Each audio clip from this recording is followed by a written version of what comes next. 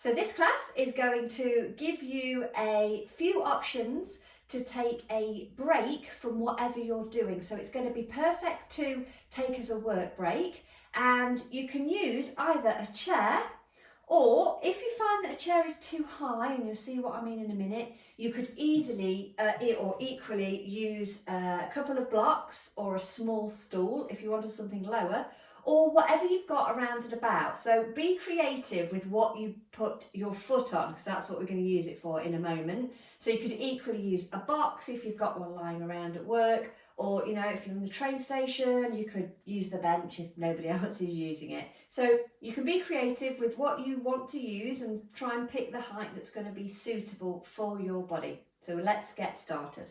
So first thing is, let's just bring ourselves into a nice kind of standing posture. So we can have a little shake around. Sometimes nice just to sort of loosen up, shake off, any stiffnesses, any posture that we've kind of been getting ourselves into if we've been sitting for a while. So we'll just shake that off, bring our weight into our feet, and just take a moment just to let the body settle, let the weight settle in between both feet nice and equally. Okay. And then we're going to move straight into our movement. So what we're going to do is we're going to put our left leg first onto the chair. So as you can see, this is when you're going to think to yourself, is this too high? Or just find something that's the right height for you. So you can definitely go lower. Now, my leg is just out to the side slightly or diagonally, but again, just pick the angle that's going to fit for your body. So this isn't about being precise. This is about moving your body and finding comfortable ways.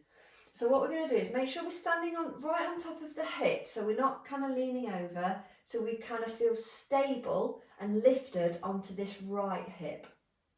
And then we want to really feel like the foot is firmly placed down onto whatever it is we've chosen. So make sure the chair doesn't have wheels on, and make sure it is firmly on the floor. So then from here, we're going to bend into the knee and bend into the ankle and move around from these 2 points. So it's absolutely fine for the knee to come over the toes.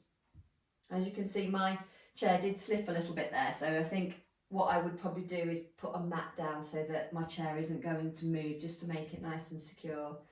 So we're moving backwards and forwards, knee coming over the foot, and we're thinking about that connection with the foot into whatever it is you're standing on. And we're moving into the hip, and at the same time just thinking about taking some nice deep breaths in and out through the nose. And feeling this movement in the body, just noticing how it's feeling, how you're experiencing it in your body. You can place the hands on the hips as well.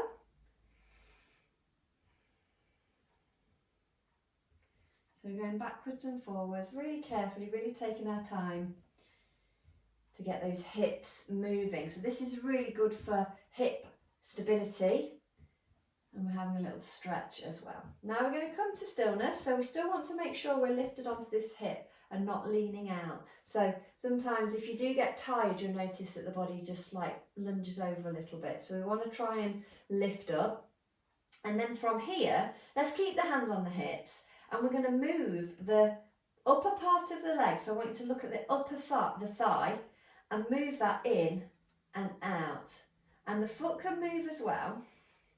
Now what you might notice is the knee almost seems like it's leading the movement. I want you to think about this movement coming right from this hip joint.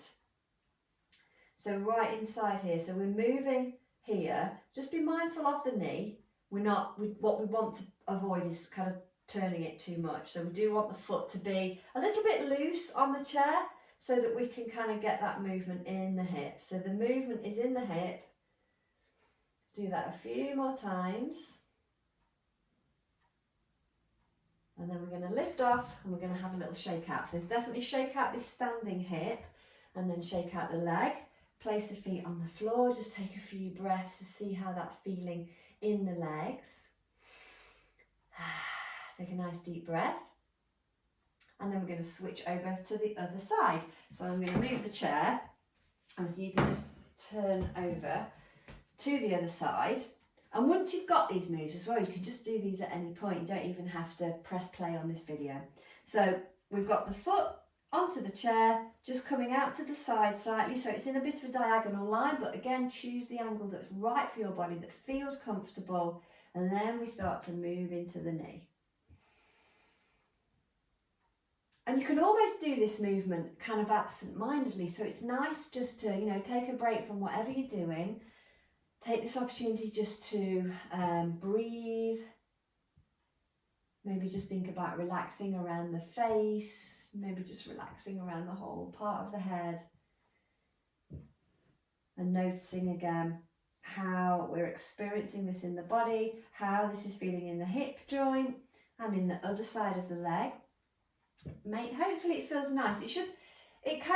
The reason for doing any sort of movement is to keep us working and to keep everything moving. But we want it to be enjoyable as well. So if it's not enjoyable, don't do it. Maybe play around with different angles, different movements, alter it a little bit. I think we should definitely be aiming to enjoy movement. We're not just doing it for the sake of it, and we're not doing it because it's going to achieve a big magical thing. This is about enjoying our bodies and getting them moving and giving them a nice bit of nourishment through movement. So do that a few times, do it as much as you want to on that side. And then we'll have a little shake out. It's nice to just kind of have a break in between so you can kind of see what those are feeling, what each leg is feeling like. And then we're going to do that again on, so we're going to do the rotation. So again, keeping the foot loosely attached, and that's going to move as well. And the focus is on the thigh moving in and out. So let's begin that movement. And again, we're standing nice and tall on this left hip. So the foot is moving from side to side. And you can even, it's a nice opportunity to kind of just move the toes about a little bit as well.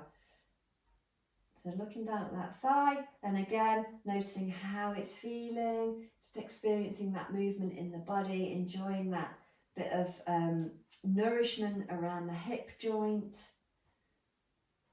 So we're working on mobility, but also stability and strength. And I'm sure you'll feel different things going on and different muscles working as we move through these two movements.